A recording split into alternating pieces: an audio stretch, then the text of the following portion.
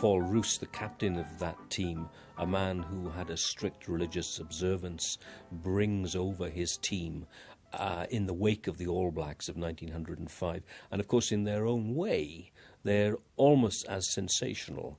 They don't have quite the impact that that great All Blacks team had, but they put up a pretty good show. And against Wales, of course, an ageing Welsh team, but they rolled them over. They lose 11-0. They never really looked like scoring. All kinds of excuses were used at the time that some of the great Welsh players were fading out, as indeed they were, and others would, come in over the next few years. But essentially, I think it was the first taste of South African power, South African determination, and perhaps just a little bit of quavering on the part of the Welsh boys. Billy Miller's team comes to play, who, just before the First World War, become the first ever country to beat all of the four home nations. So there are traditions that are established quite early, and they're quite strong. Wales, of course, had a golden period since the late 1890s, and between 1901 and 1911 win this unprecedented 6 Triple Crowns against the home nations and, of course, defeat the All Blacks. So for Wales to go down, as they do against Billy Miller's touring side in 1912, albeit narrowly 3-0, yeah, it was a bit of a shock. Arguably, again, Welsh glory days were already disappearing. But I think we saw the beginning of that pattern of Wales-South African games, certainly until the 1960s, of an unrelenting, dogged defence by the South Africans. This was, as somebody once said, more important than life itself.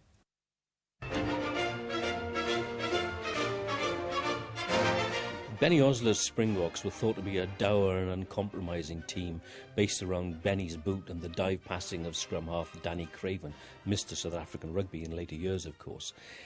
But it's also true, of course, that they won all of their 7 games in Wales, which no other Springboks did. And I think it's fair to say that Wales, who thought they'd turned the corner after their terrible performances in the 1920s, were again caught cold by a Springboks team that showed that unrelenting efficiency. It was a team that put together what became known as the South African pattern and probably made them between, 1931 and the mid-1950s, the team in world rugby, the team to beat, and that included New Zealand. So Wales had played the Springboks 3 times, and yet they remained the only side that we had not beaten. Fast forward 20 years, and South Africa were back, this time as the unofficial world champions, having beaten New Zealand. Wales had won the Triple Crown in 1950, but despite the dip in their fortunes, they went into the game with high hopes.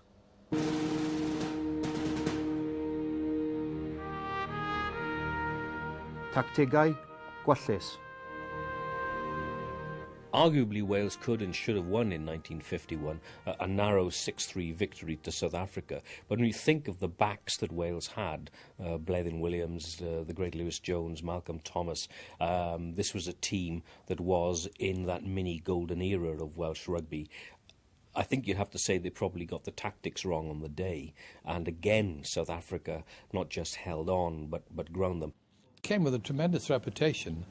Because 2 years before, in 1949, they beat the All Blacks. So I had a pretty good idea of what sort of opposition we were going to get in any case. But when we met them on Cardiff Station when they arrived here in 1951, with Basil Kenyon's side, and we didn't quite expect to see what we did see, and that were these huge forwards, magnificent players. And I thought we were in for a pretty rough time, and Henny Muller was a great wing forward. And then Basie van Wyk, their wing forward, he completely obliterated Cliff Morgan in our test match for playing for Wales. He was a magnificent player. There were great people in that side. In Cardiff Arms Park, a full house saw Wales give the all-conquering Springboks the toughest battle of their tour. Wales kicked off, you can tell them by their white squares, and right away showed they meant business. Jam Matthews and I enjoyed playing against the Springboks three-quarter line because they were every bit as good as we were, I suppose, in many ways. And their styles of play were reminiscent of ours as well, which we enjoyed. Here's a Springbok attack close on the Welsh line. They drew record crowds, whatever it was, And what is more important was that everybody watched those games, appreciated their style of play. From the line-out, the ball went loose to Oxy. He disappeared under a fierce attack, and Roy John got a loose ball to kick upfield and set off the magnificent Welsh forwards.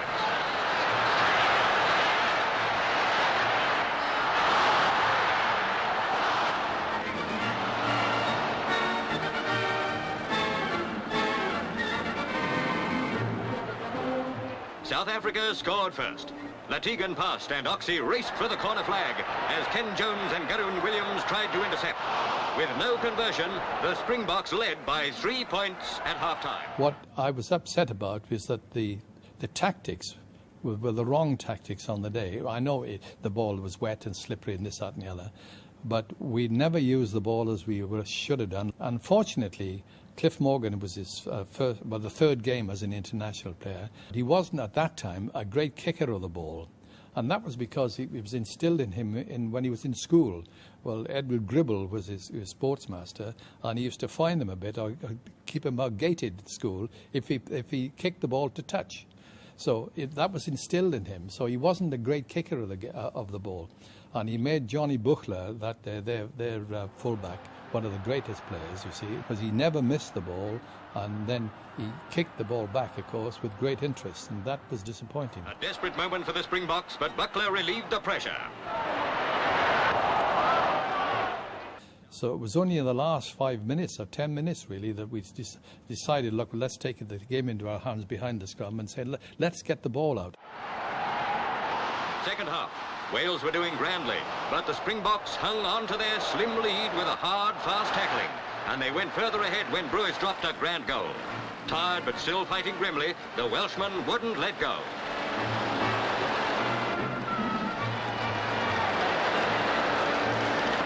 At last, their persistence was rewarded. I was in the centre with Malcolm Thomas, and we did what turned out to be a perfect scissor movement, where I gave him the ball and he went straight up the field. I was outside him.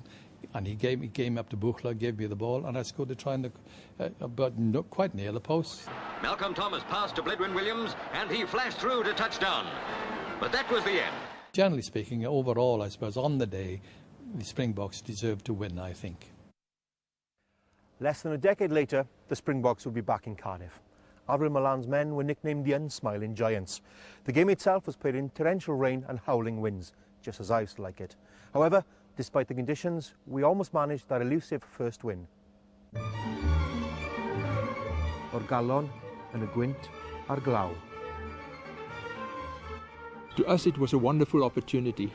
We were the last team that went to the UK by boat. And for most of the players, this was their first visit overseas. So everything that we saw and we experienced was just wonderful. And for that reason, and of course the hospitality that we experienced in the UK was tremendous. And this is why it was such a special tour. It's always an honour to play for your country. It doesn't matter which side you are playing against. It's an added honour, of course, to play against a touring side because they don't come over very often. So to be selected against the Springboks and then to play against them is fantastic. It really is, because it's one of the pinnacles of a rugby player's life, I suppose. We didn't have the opportunity those days to study our opponents as they have today. There weren't any films available. There wasn't television in South Africa in 1960. And therefore, I remember very few of those players. But the likes of Meredith and Tony Davies, they definitely are well remembered by me. And Cardiff has a unique place in the rugby world with its singing supporters and the way in which the Welsh play their rugby. Now, the game itself, there wasn't much rugby because of the circumstances. And I remember this game as being one where both teams had to persevere under these terrible conditions. Springboks on the left. And it seems as if Avril Milan has won the toss and is playing with his half gale behind his back to begin with. There's one overriding memory, I suppose, and that it was were the conditions. because it rained right throughout the match with a fierce gale. I mean, the Arms Park was never an international ground, really. The surface, I mean, now. The position where it is, right in the centre of town, is fantastic. But the playing surface was never of international standard. I think in the rugby world we've learned that immaterial how bad the conditions are, you play the game. I wouldn't say it was dangerous because, I mean, you just slide a mile, don't you? You know, there'd be more danger on a hard pitch, I would have thought. The only danger that might have arisen is that you might have drowned, you know. Oh, it must have been feet up there, or put in crooked. Looked as if it was put in crooked. And they must surely kick for goal this time. It's almost right under the posts. I do remember that Oxley kicked a penalty out of the mud. From almost bang in front. Even on a foul day like this, it must be 3 points. It is! So, South Africa, the 5th time they've ever played Wales, have gone into the lead with a penalty goal and lead by 3 points to nil after 20 minutes play, 21 minutes play. And the referee asked the Milan, the captain, Springbok captain, if he wanted to carry on the game. Because it wasn't a game of rugby, it was lottery anyway. And anyway, he decided to carry on, and we were prepared to carry on, and so we did. No, I was never asked, but I read in the books about the tour that Terry Davies, the captain of Wales, was asked. And it seems to me to be logic, because they were down 0-3. And I think it's really their decision whether they want to continue with the game or not, because the winning team at that stage will at any point in time say, yes, let's abandon the game. So I was never asked. A long one. And it's in touch. Engelbrecht couldn't quite stop that going in touch. A yard or two out. Whether it's true or not, South Africa had decided. I don't know whether you think this deeply into a game allowed us to win that ball. And it, of course, you know, when you got this greasy ball, which was like an orange pip, really, it just squirted, and it was no advantage to us. There was no advantage to us at all. And consequently, perhaps we played into their hands. We were tactically wrong. The ball was still the old leather ball, very slippery under wet conditions. Yes, we specifically let them obtain the ball in the lineouts and rather try and pressurize them and take the ball from there instead of us being under pressure. Yes, we did do that. And it's Richards with the gale behind Wales this time, kicking off into the second half. Looking back, I don't think that we can ever say that we were totally in control. The muddy conditions made it very difficult to play good rugby for both sides, and I do think that it could have gone the other way as well, that they could have beaten us. Ace very nearly offside. Richards for the corner flag, and it's a beautiful kick right down on the corner flag. So here are Wales right on their line. That's Harris, they through. And he's awarded a dropout on the 25. And it was a very, very narrow shave for the Springboks. I've never spent any sleepless nights thinking about whether we might have won or drawn or whatever. I can't impress on you enough how ferocious the weather was. So to have kept within 3 points of the powerful Springboks was, I suppose, an achievement. Interestingly, sometime during the evening or during the early hours of the morning, the banks of the Taff flooded, and there were 4 or 5 feet of water covering the whole of the Arms Park. And I'm sure people have seen photographs of that, and there it is. It's evidence of that game and the results of it, and the result of the weather, of course. In 1964, Wales made history with our first tour abroad, appropriately to South Africa. It was a trip into uncharted territory, and it would prove to be a watershed for Welsh rugby. Ifa'r Ddraig in Durban. Glorious sunshine at Durban on this day, and among the hundreds of winter holidaymakers, it was not at first easy to locate the equally white dragons in the South African sunshine. But with invigorating breakers and warm sea waiting, who wants to lie on the beach? 1964 is an incredibly important year in Welsh rugby, but probably for all the negative reasons. This was a good Welsh side, led by Clive Rowlands, a side that had done well in 63, would do very well again in 1965, and would emerge, of course, at the end of the 60s as a team that would go on into a golden era. A lot of those players were there or thereabouts. But in South Africa, in those conditions, they are creamed. And it's Oxley, the man whose boot kicked the penalty 4 years ago when the Springboks beat Wales in Cardiff to start the game. And it'll be a scrum in the middle. Test match that we played against them was the second match of the tour. And I think it was very difficult for them, not having found their feet really in South Africa yet, to play a test match so early. But for us, it was a terrific experience playing against them under our own conditions in comparison to what we experienced in 1960 at Cardiff Arms Park.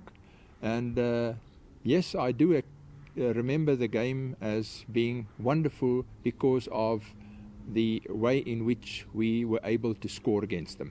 I think most of us realise that going from the mud of Wales, the mud and the rain and the damp atmosphere of Wales, to be playing in the glorious sunshine hard grounds, that we would be struggling, and so it proved. Smith, Oxley, Stewart, Engelbrecht after it, so is Baird. Engelbrecht gets it, and up there is Gainsford. Watkins is going there. Watkins gets the touchdown, but the referee had already blown his whistle. We went there, and our thoughts at the time were to do as well as we could. And not only in the test matches, but in the provincial matches as well, to give a good account of ourselves and Welsh rugby in South Africa. Mind you, I don't think we realised the extent of what we were going into. You know, the hard grounds, the big men, the climatic conditions and so forth. And I would say that as a result of that, we weren't as prepared as we would have been today. Today's preparation is phenomenal compared to what we had in those days. Watkins up to his own 10-yard line. Watkins with a lovely run. And here comes Ken Jones after it. And so is Baird. Wilson there. Baird, can he pick it up? We held them for an hour, and that's the best we could hope for. Then they really ran us off our feet. Just outside the Welsh 25, Nellie Smith. The score 3-all, 16 minutes gone, second half. Smith, Oxley, Engelbrecht, the extra man. And there's Tommy Bedford with it. To Oxley again. Oxley to Stewart. Stewart inside to Gainsford. Over the Welsh 25. Gainsford going. Avril Milan. Just short of the Welsh line. And now it's Engelbrecht waiting for it. We're just on the Welsh line. And Rowlands with a great kick. What a great relieving kick by the Welsh captain. On the halfway line, Smith to Oxley. Bebb under it. And now it's Johnny Gainsford with it again. Dupree, this great bullock of a man. Inside of Smith. Welsh 25. Smith, Nellie Smith. And he gives it there, and it's a try there, scored by Murray. In the second half, we were able, after half-time being only 3-all, we were able to score 21 points without them scoring at all. And that was a terrific experience. Midway, halfway line, South African 25.